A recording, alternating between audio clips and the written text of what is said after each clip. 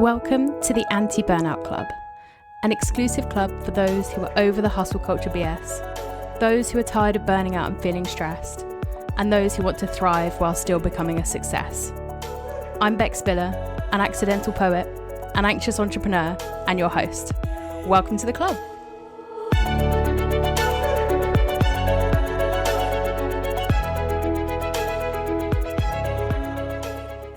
Hello and welcome back to the Anti-Burnout Club. Today I want to talk about the hidden signs and symptoms of burnout, which was my original plan for episode 2 before Imposter Syndrome kicked in. So before I realised that I'd experienced burnout, I thought burnout would come with some kind of red flashing light or a warning sign that said, stop, you're about to burn out, take some time for yourself and take a step back. Of course, it definitely doesn't work like that in principle. And the 12 hidden signs and symptoms of burnout that I'm going to go through today are all things that I had experienced that I had no idea were part and parcel of burning out. Some of the signs I thought were just part of who I was. Some of them I thought were part of a different problem or a physical illness. And it was only really in hindsight when I looked back that I realised I was experiencing all of these signs and not realising that this was part of a much bigger problem that was burnout.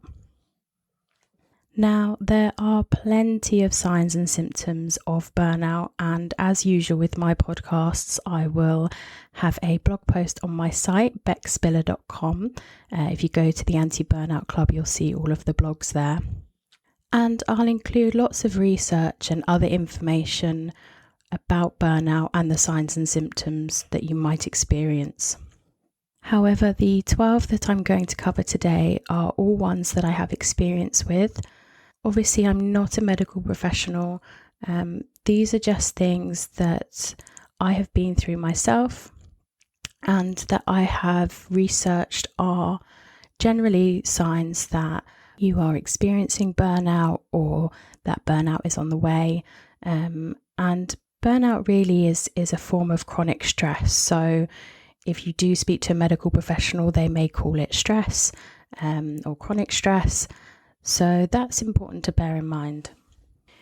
You might recognise some of these signs and symptoms in yourself, and it might be a good idea to have a note-taking app open on your phone or to grab a pen and paper so that you can write them down, or even just mentally make a note of them. The first step really is to recognise these signs and symptoms in yourself and kind of get a good feel of what's going on in your mind and even in your body. And in the next episode, we'll then go through some ways that we can stop burnout in its tracks before it becomes too much of a problem or it becomes something that just takes over our lives completely. So the first one I want to talk about is something called dropping the ball.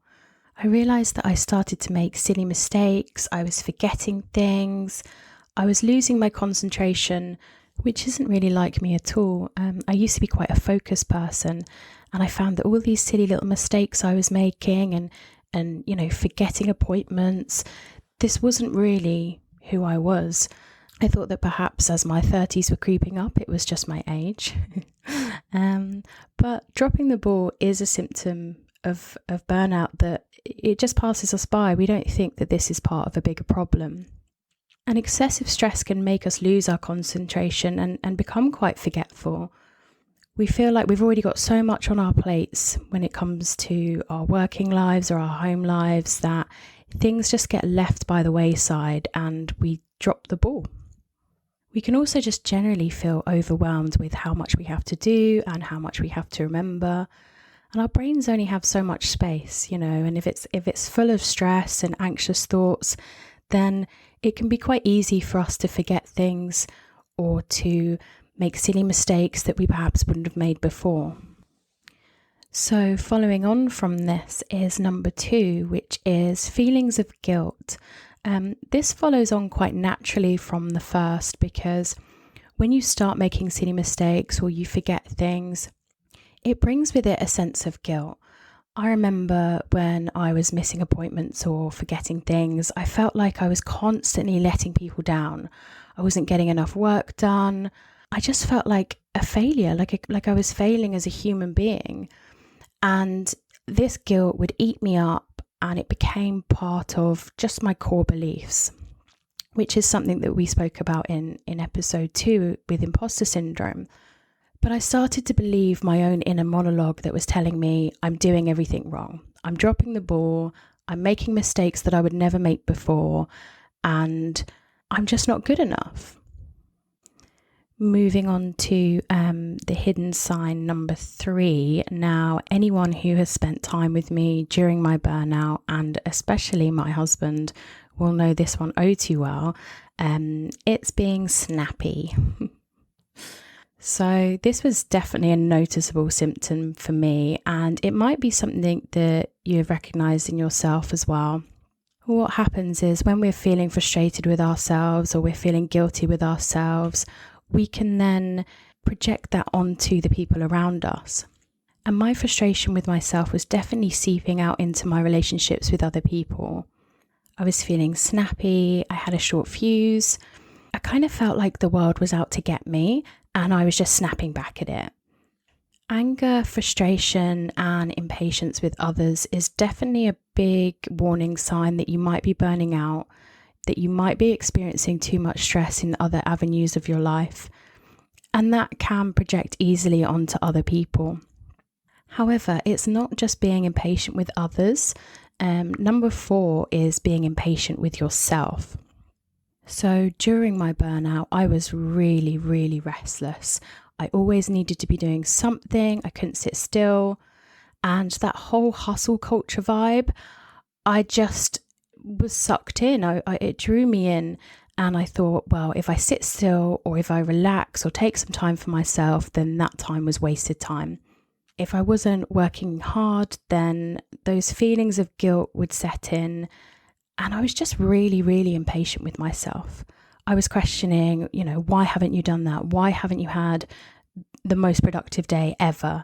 Why have you sat and watched some trash TV on Netflix when you could have been working? You could have been making your first million. And that was a big thing for me. I thought it was part of who I was, and that I was just this go-getter that wouldn't stop. But the problem with that was that I was just burning out and I was making myself ill. And I'm still a go-getter now. I still want to succeed, but I've learned that I don't need to burn out or experience chronic stress to be able to do that. Okay, so moving on to number 5, and this one is isolating yourself.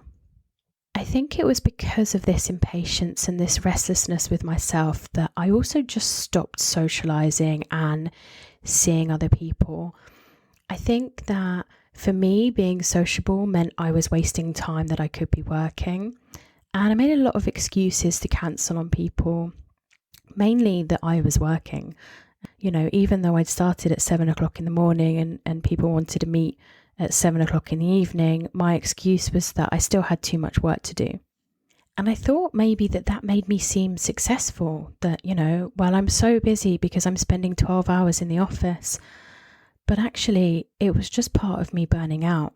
I buried myself in this work hole, and socializing for me was just a big distraction that I didn't need, or it was part of procrastination when I could be working and trying to achieve my goals. I think that perhaps the isolation may also come from not wanting your friends to point out that you're working yourself too hard or that you look tired and ill. Nobody wants to be told that they look tired. And so I think that maybe isolating myself was a way of avoiding any questions about the stress that I was putting myself under. And that kind of leads on to number 6 as well, which is not looking after yourself properly. I know that during this period of my life, I wasn't getting enough sleep. I wasn't exercising. I was either binge eating all of the comfort food I could find or not eating at all, like I was working so hard that I just forgot to eat some days. If I was working from home, then there would be days that I wouldn't shower or get dressed, and basically all self-care went completely out of the window. Of course, this is also a sign or symptom of other mental health conditions. So as I'd already experienced depression and anxiety, I figured that that was just part of it. And I didn't really lump it into the burnout category until I spoke to some other people that had experienced burnout. But not looking after yourself is a big warning sign for lots of different things. And if you do find that this is something that resonates with you, then it may be that you do need to speak to someone that you trust or a health professional and just check in with yourself as well. Okay, so number 7, feeling like a failure. This is back to these cognitive distortions again. And as we've discussed, I haven't always had the best self-esteem and confidence. So I ignored this symptom of burnout as I thought, well, that's just who I am. Not really remembering way back when I worked in sociable jobs and I was really confident and I worked behind a bar, which is how I met my husband. I just figured that I had low self-esteem. And with that, I assumed feeling like a failure was part of that. But when we're feeling overwhelmed and we're feeling chronic stress, it can be really easy to believe that inner monologue and that niggling self-doubt. And the constant feeling of, I'm a failure, I can't do this, was reprogramming my mind to think that that was the case. And this was obviously causing more stress and anxiety, which was creating a kind of burnout circle. And this flows straight into number 8, which is trash talking yourself. I was doing this on a regular basis. I was adamant that I was messing everything up. I wasn't good enough to be running a business or managing a team. I genuinely thought that everybody hated me, that I wasn't worthy of any praise, and I wasn't worthy of any of the successes that I'd had in the past. And how we talk to ourselves really matters. I was talking to myself worse than I would any enemy. But my solution to this was just to work harder to try and shut the voice down in my head. And this was bringing on more burnout symptoms. I wasn't actually getting to the cause of the problem, and I wasn't addressing the way that I was talking to myself. Then what started off as negative self-talk actually turned into symptom number 9, which is pessimism and detachment. I started to lose trust in myself and other people. I felt as though something bad was always going to happen. I was very much a glass half empty kind of person and a catastrophizer, which again is something I spoke about in the last episode. And this just led to me feeling disconnected with everything and completely detached from everything and everyone. But I figured that this was part of who I was. I thought that maybe past experiences in my life meant that I was supposed to be a pessimistic person. I was supposed to always be ready for the worst to happen. And I didn't think that it was anything to do with stress or burnout. And I also didn't think that it was anything that I was ever going to be able to change. Okay, so moving on to number 10, which is lack of inspiration. Now, as someone who is naturally a creative person, I've been a writer for nearly a decade, well, probably longer than that if you consider all of the books that I used to write in primary school. Feeling uninspired is something that is a creative person's worst nightmare. I was constantly feeling bored and unable to come up with anything creative or new. I couldn't even write, I didn't even have any idea of what I could write, or if I did have an idea of something to write, then I just couldn't put the words down on paper. I run a content agency, and every time I try to come up with new ideas or innovate, I just completely drew a blank, and I felt very stuck. I felt as though I needed inspiration to be who I wanted to be, but the mental exhaustion that I was feeling from burnout was just stopping any inspiration in its tracks. And that definitely makes sense in hindsight that it would be part of a bigger problem. because I had very little inspiration and very little energy, I ended up with symptom number 11, which is getting addicted. So I quickly turned to things that I thought would bring that inspiration back. And mine was coffee. My caffeine intake shot through the roof during burnout. I used it to try and bring back that creativity and energy. So I'd get up first thing in the morning, I'd have a cup of coffee. Within an hour, I was on my second cup of coffee. I'd go to the office and I'd have another 2 cups of coffee before lunch. And then I needed at least another 2 in the afternoon. And addiction is actually something that I learned can come from being burnt out. Some people who are burning out get addicted to comfort eating or food. Some get addicted, like me, to coffee or sugar. Other more serious addictions could include alcohol or drugs. But it could also just be something like binge watching Netflix. That numb feeling that you might get, or the detachment that comes with burnout, we look for a way to fill that void, really. And this could be with something like just binge watching TV shows to try and shut out any of the negative self-talk. But if we're doing this on the regular and if we're becoming addicted, then it could be part of a bigger issue. And finally, number 12, this was one of the biggest telltale signs for me, and it's when I realised that there was a bigger problem, and that is physical illnesses. Now, in pretty much every article about burnout that I read, every TED talk that I've watched, every podcast that I've listened to with people talking about their own burnout experiences, it seems as though physical illnesses are something that are a big part of burnout. For me, it felt like I was getting a cold every other week. I always felt run down and needed to take time off work to try and get better. But the problem was that I was feeling guilty that I needed to take time off work. So I wouldn't give myself time to recover. I would take maybe a few hours off. I mean, there's been times where I've been in hospital and I've had my laptop on me, and I wouldn't give myself enough time to heal. So all that happened was I threw myself back into the working world straight away. I was working 12-hour days and I was getting ill again. And it was just a constant cycle of becoming unwell, taking a few hours off work, feeling guilty, not giving myself that time to get better, and just going round and round and round in circles.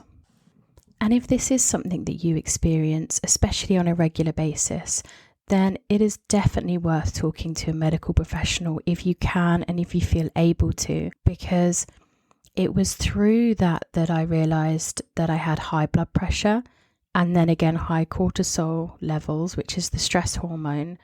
And this was the red flashing light that I'd been looking for, I guess, that said to me, you are burning out. If you don't stop now, you're going to end up in big trouble. But even if you notice just some of these signs and symptoms, if you've gone through this and think, oh yeah, I can definitely see that in me, then it's worth just taking a step back and being mindful of these. So that's why I asked if you would grab a pen and paper or a note-taking app at the beginning of this, because I wanted you to make a note of perhaps the ones you recognized in yourself, and then spend the next couple of days just being really mindful of these, noticing that you might be feeling stressed, noticing if you're trash talking yourself, or if you're drinking too much coffee, or if you're snapping at other people, and just keep a note of these over the next few days. It's really good to recognize and be mindful of these symptoms. And in the next episode, what I want to do, once we've had time to reflect and notice them in ourselves, is go through some ways that we can try to stop burnout before it completely takes over. As we have gone through 12 signs and symptoms of burnout, I will have 12 ways that we can stop burnout in its tracks. But if you do see a lot of the signs and symptoms in your life, then, like I said, it might be worth talking to somebody you trust or to a health professional if you feel you are able to. My new Facebook group, the Anti-Burnout Club, which is a private group, is also opening its doors on the 10th of August. It's a free group, it's just a community group, and I'll be letting everyone in on the night of the 9th of August. So this could be a good place, a good safe space to come and talk about perhaps some of the signs and symptoms that you see in yourself, and maybe get some advice from others who have been through the same or a very similar situation to you. But in the meantime, if you'd like to just have a think, and like I said, be mindful of these signs, don't get anxious or beat yourself up that you're feeling these. Just be mindful of them. Make a note of them and say, yeah, I understand that I'm feeling like this. Because we can spend so much time in our own minds that we don't really pay attention to what's going on. And then once you've had the time to reflect, the next podcast episode will be up in a couple of days, or if you're not listening to this at the day that it came out, then give yourself a couple of days before you listen to the next one, and we'll go through plenty of tips and tricks that will hopefully just stop that burnout before it takes over. So that's it from me today. I'm sorry if I've sounded a bit croaky. I've got a sore throat. And I'm hoping I'm not burning out. No, I think that it's just quite new for me to be speaking so much when I tend to avoid talking to people as much as possible. So I do apologise if I've sounded a bit croaky today. Please don't forget to subscribe, especially if you want to know when the next episode is going up, when we go through those ways to combat burnout. So you can subscribe on Spotify, Apple Podcasts, I'm on Stitcher. I'm learning all of these new ones. Google has a podcast thing, so there's that. Or I've got a new newsletter on the site. So if you go to beckspiller.com, go to the Anti-Burnout Club, and it should pop up after a few seconds. If you put your email address in there, I will send emails when there's new podcast episodes and blogs on the site.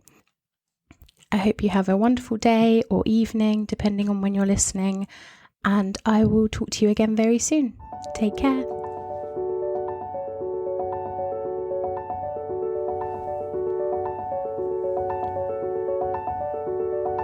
Thank you so much for listening to my podcast, The Anti-Burnout Club. Please don't forget to subscribe, and we'll talk again very soon.